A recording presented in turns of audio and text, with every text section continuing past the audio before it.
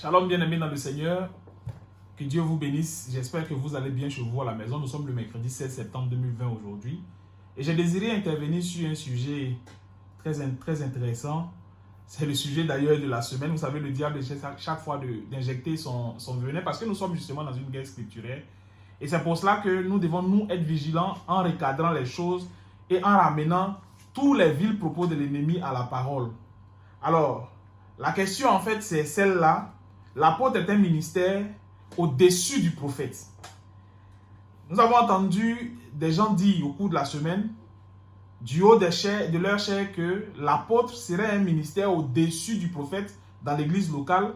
Je ne sais pas, ou bien sur le plan international, nous ne savons vraiment pas. Vraiment, il faut qu'on arrive à situer la question. Mais moi, ce que je vais faire ce soir, c'est que je ne vais pas interpréter les Écritures.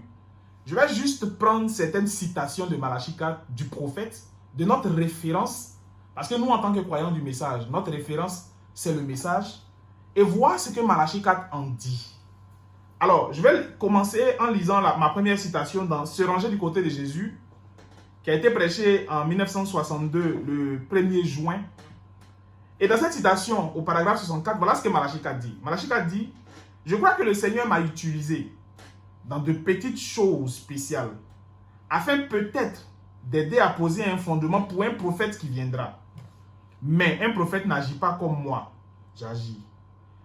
Ça, vous le savez, un prophète n'est pas évangéliste et un évangéliste n'est pas un prophète. Un pasteur n'est pas évangéliste et un évangéliste n'est pas un pasteur. Mais Dieu a établi dans l'Église premièrement des apôtres, ensuite des prophètes, ensuite des docteurs, ensuite des pasteurs, et ainsi de suite.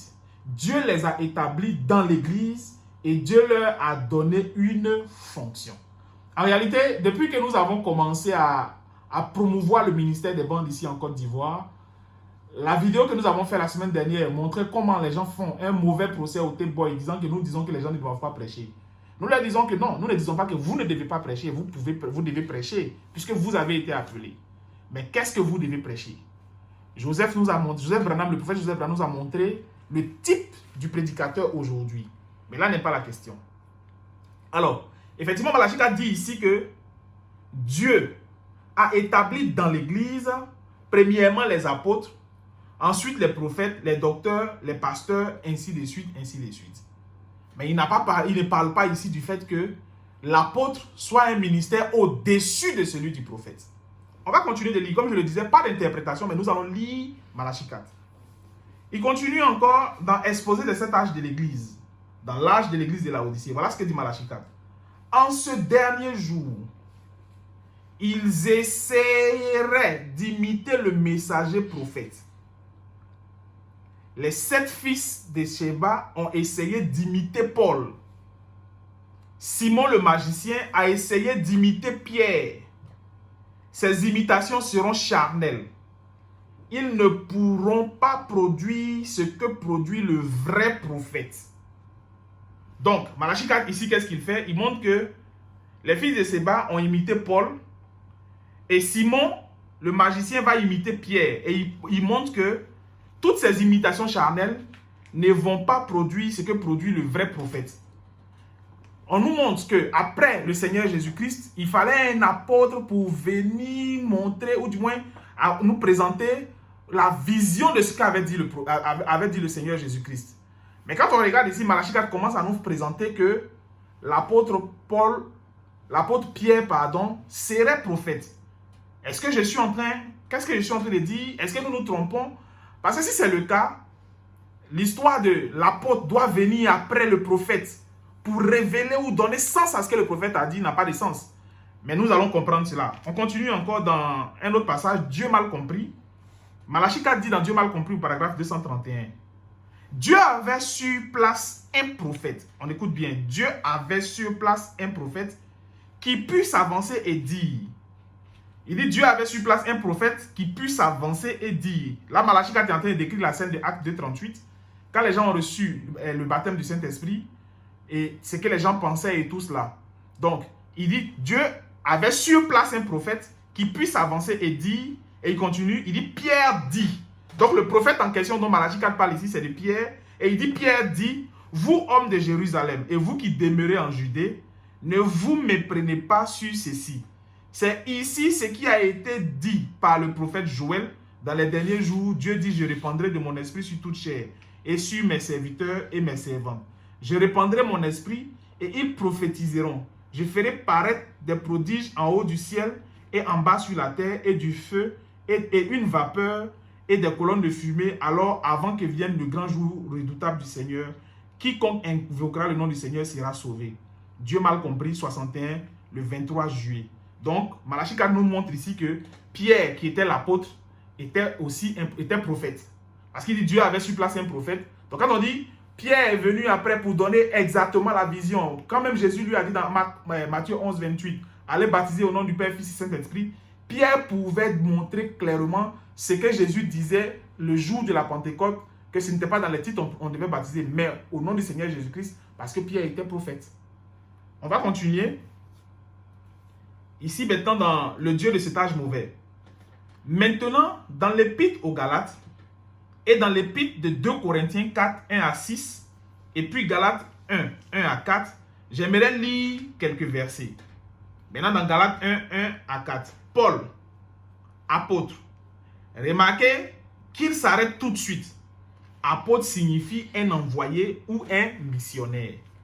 Donc, Malachie 4 va nous montrer qu'un apôtre, c'est un missionnaire. Vous voyez que tous ceux qui étaient avec le Seigneur Jésus-Christ, le Seigneur partant leur fait la recommandation d'aller par tout le monde entier, annoncer la bonne nouvelle et tous. Et eux tous les disciples étaient appelés des apôtres. C'était des apôtres parce qu'ils avaient été envoyés.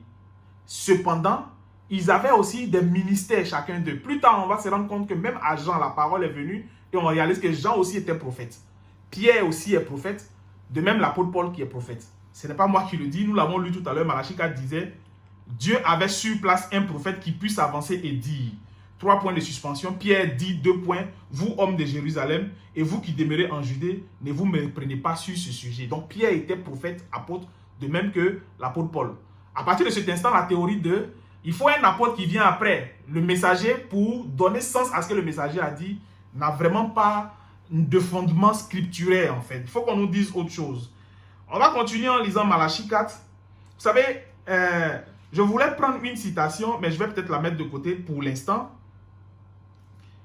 C'était pour vous montrer qu'en fait, Dieu a utilisé tout au long des âges des personnes qui n'étaient pas forcément des prophètes comme des messagers. Parce qu'en général, quand on arrive sur la question de Joseph Branham, on veut nous montrer que Joseph était un prophète, mais ce n'est pas un messager. Chers amis, Luther était messager. Pourtant, Malachie 4 nous dit clairement que Luther n'était pas prophète. Et je peux le lire, vous savez, Luther était un réformateur. Donc Dieu a utilisé des gens qui n'étaient pas des prophètes pour en faire des messagers. D'ailleurs, je pense même qu'il faut que je le lise. Il dit, c'est dans Hébreux chapitre 7, au paragraphe 292. Maintenant, si vous avez connaissance que quelque chose ne va pas dans l'église. Un individu, non, c'est pas cela, excusez-moi.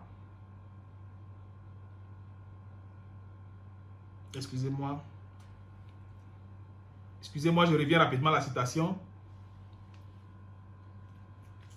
Maintenant, souvenez-vous, non. Ok, voici la citation, c'est dans l'âge de l'église de Sardes, dans l'exposé de cet âge. Or, comme je l'ai déjà mentionné, les historiens désignent cet âge comme la période de la réforme. C'est tout à fait juste.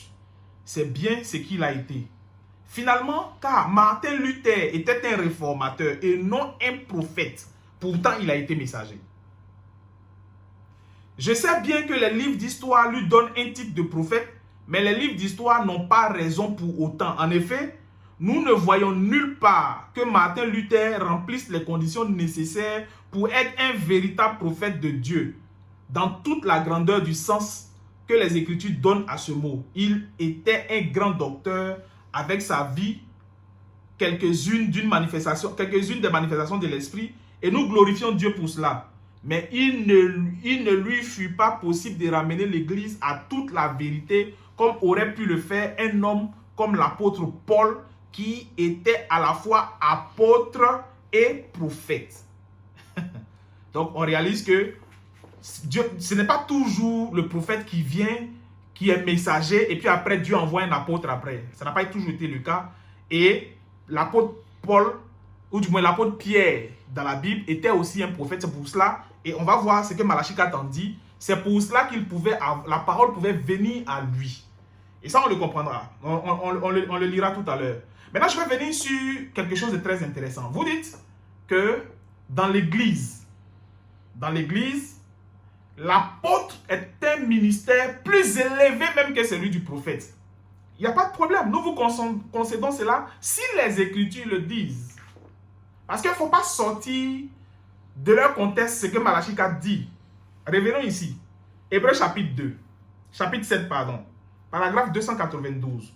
Le prophète dit: maintenant, si jamais vous avez connaissance que quelque chose ne va pas dans l'Église, un individu, une personne ou quoi que ce soit, il est de votre devoir de régler cette chose. Sinon, vous aurez à rendre compte de cela devant Dieu. Vous, l'Église. Maintenant, souvenez-vous, ça ne repose pas sur mes épaules, ça repose sur les vôtres. Et Dieu vous fera rendre compte de tout ce qui ne va pas dans l'Église. C'est vrai. C'est comme ça qu'il dirige son Église. C'est comme ça dans la Bible. C'est l'ordre établi par la Bible. C'est la souveraineté de l'Église locale. Le pasteur est le chef. Il ne dit pas ici l'apôtre est le chef. De l'autre côté, il montre que Dieu a établi premièrement les apôtres, ensuite les prophètes, etc. Mais ici, il nous dit maintenant, dans l'Église locale, que c'est le pasteur qui est le chef. Et il dit c'est vrai. Amen. Au paragraphe 293. Maintenant, revenons à ce vieux message béni. Vous maintenant, je veux que vous sachiez ces choses. Ceci est enregistré sur bande magnétique. Souvenez-vous-en. Ce message, les enregistrements de l'Église, les ordres établis et les règlements de l'Église sont enregistrés sur bande magnétique. Et ils sont conformes à la Bible. Ce n'est pas nous qui la dirigeons. Il n'y a personne à la tête. Non. Nous sommes tous pareils. Mais nous avons un conducteur. C'est le pasteur. Aussi longtemps qu'il est conduit par le Saint-Esprit. C'est vrai? Très bien. On continue. L'ordre de l'Église, 1958, prêché le 7 octobre. Le pasteur doit alors reprendre cet individu et lui demander d'être respectueux et de rester à sa place. Le pasteur doit être un homme aux manières très humbles, mais il ne doit pas être humble au point de ne pas être comme le Seigneur Jésus-Christ qui, quand il a vu que les gens agissaient mal dans l'église, il a tressé des cordes et il les a chassés de l'église. Et maintenant, l'église de Dieu est à la maison du jugement. Et le pasteur occupe le rang le plus élevé dans l'église. Malachie 4 ne dit pas l'apôtre, il dit ici, et je répète, le pasteur occupe le rang le plus élevé dans l'église. L'ancien, il continue, parlant du pasteur, c'est la fonction la plus élevée dans l'église apostolique, à part le Saint-Esprit. Le Saint-Esprit apporte son message directement à l'ancien et l'ancien le transmet au peuple. Donc, Malachie 4 ne nous dit pas que c'est l'apôtre qui est une fonction élevée au-dessus du prophète, simplement parce que vous voulez justifier des doctrines qui ne sont pas scripturaires. Nous continuons. Malachie 4 dit ceci. Et ça, c'est dans le message avertissement, puis jugement. Ici, Malachie 4 va nous montrer maintenant, et c'est là que je vais terminer, le rôle de chaque office dans l'église. Et il dit, et ainsi, le prophète de la Bible, un véritable et authentique prophète est une personne spéciale.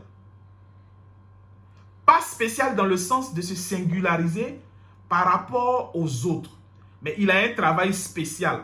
Vous voyez? Et étant donné qu'il a une mission spéciale, il doit être spécial, un peu différent des autres. Pour faire cela, c'est juste comme Dieu a comparé ses prophètes à des aigles. Au paragraphe 102, eh bien, l'aigle est un oiseau spécial. C'est juste un oiseau, mais c'est un oiseau aussi spécial. Il peut voler plus haut que les autres oiseaux. Il peut voir plus loin que les autres oiseaux. Et donc, pour aller plus haut, il doit avoir une constitution qui lui permet d'aller plus haut. Et à quoi lui servirait de monter là-haut s'il ne peut pas voir ce qu'il est en train de faire une fois arrivé là-haut. Vous voyez? Il doit donc être un oiseau d'une constitution spéciale. Vous voyez? Il en est en quelque sorte de la famille des faucons. Il déchire avec le bec et il se nourrit de... Beaucoup d'entre eux sont des charognards. Il existe environ 40 sortes d'aigles d'environ. Mais vous voyez, dans l'église, il y a le pasteur. Et ce pasteur est une personne spéciale. Il est constitué d'une façon qu'il puisse supporter les histoires des gens. C'est quelqu'un qui porte les fardeaux. Il est le bœuf d'attelage. C'est un homme qui peut s'asseoir quand un tel a quelque chose contre un tel autre. Et s'asseoir avec ses deux familles et sans prendre parti pour qui que ce soit. Il les ramène et arrange la chose dans la douceur. Vous voyez, il est un pasteur. Il sait comment s'occuper des choses. Paragraphe 104. Un évangéliste est un homme spécial. C'est un homme qui brûle comme une boule de feu. Il entre en hâte dans une ville et prêche son message et en sort pour aller ailleurs. Vous voyez, c'est un homme spécial. Un docteur est un homme spécial. Il se tient là sous l'onction de l'Esprit et il est capable de prendre la parole, de la rassembler par le Saint-Esprit au point que ni le pasteur, ni l'évangéliste, ni qui que ce soit d'autre ne peut lui être comparé. 106. Et puis, nous voyons que l'apôtre est un homme spécial. C'est quelqu'un qui met les choses en ordre. C'est un homme qui est envoyé de Dieu pour mettre les choses en ordre. 107 maintenant. Le prophète est un homme spécial. Un prophète est un homme à qui la parole du Seigneur vient.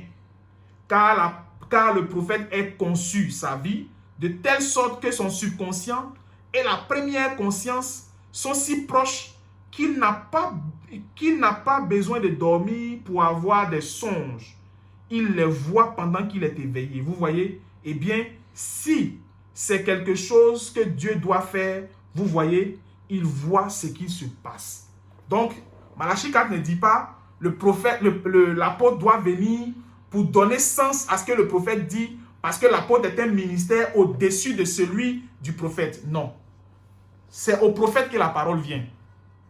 Ce soir, je vais m'arrêter là. Le problème en réalité, c'est que vous ne voulez pas reconnaître le ministère de Joseph. Vous voulez seconder Joseph à un prophétiseur. Ce n'est pas le cas. Dans une prochaine vidéo, nous en parlerons. De toutes les façons, sur notre chaîne Saisissez la vision, nous avons déjà présenté le ministère de Joseph comme étant la continuité de celui de Malachie 4. Quand on prend le chandelier dans les 7 âges de l'Église, Malachie 4 nous a présenté chaque messager, mais quand on arrive sur le 7e, il nous parle d'Élie. Et le ministère d'Élie est toujours en vigueur aujourd'hui. Je ne rentrerai pas dans le débat aujourd'hui parce qu'il n'en était pas question. Il était question de vous montrer que dans l'église locale, le ministère le plus élevé est celui du pasteur et non celui de l'apôtre. Que Dieu vous bénisse.